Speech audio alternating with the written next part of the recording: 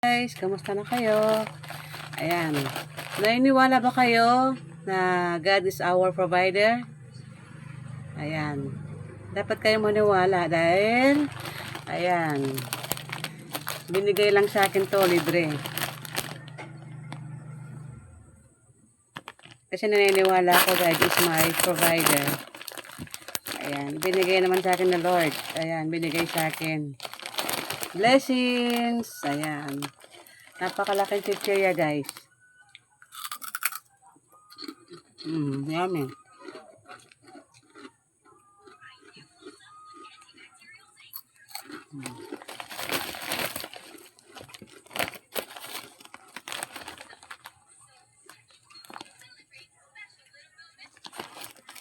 Kaya pag sumusunod kayo kay Lord, bibigyan tayo ng blessing.